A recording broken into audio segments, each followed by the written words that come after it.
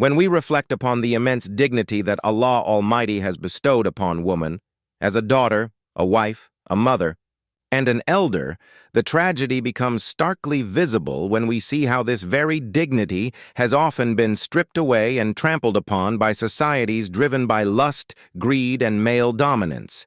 Woman, who was created as a source of mercy, comfort, and honor, has too frequently been reduced to an object of amusement, displayed not for her worth as a human being, but for the shallow pleasure of influential men intoxicated with power. History is filled with examples where kings, emperors, and rulers, instead of treating women as partners in dignity, gathered them in palaces and courts as entertainers, singers, dancers, or concubines.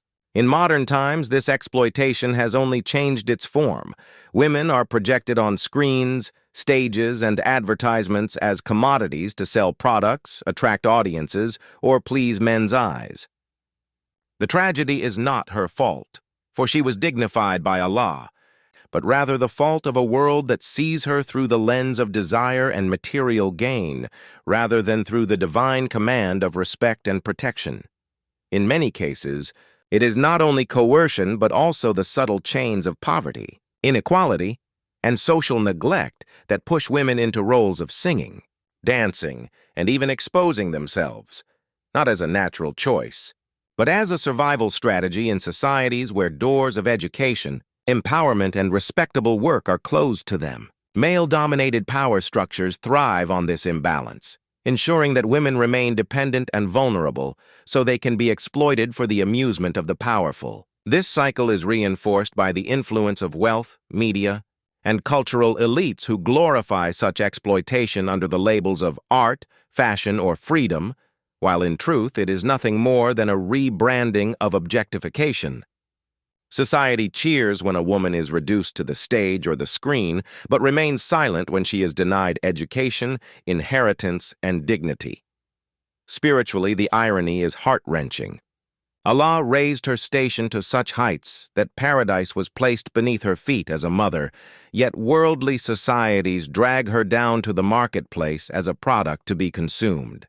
The Prophet Muhammad, peace and blessings be upon him, commanded men to honor and protect women, declaring that the best of men are those who are best to their wives. Yet the very opposite is often practiced when women are exploited as mere ornaments or instruments of pleasure.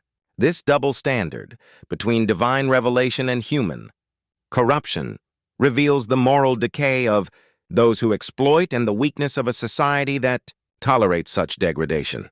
Deeper reason lies in man's misuse of authority. Instead of seeing leadership as responsibility and protection, many men see it as license and domination. Wealth and influence blind them to justice, making them think women exist for their amusement.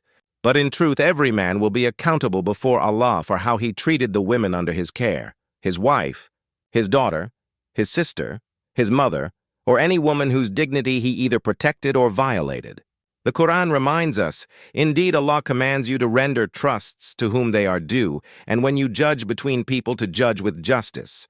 Surah An-Nisa 4:58. Woman is a trust from Allah, and failing to protect her dignity is betrayal of that trust. Thus, the fault is not in woman, who was dignified by Allah and created as a source of mercy, but in the arrogance of men who reduce her to a temporary amusement, the negligence of societies that deny her opportunities, and the greed of elites who profit from her objectification. This duality calls for deep reflection. Either we uphold the divine command and honor her as the gateway to paradise, or we continue to degrade her and risk the anger of Allah.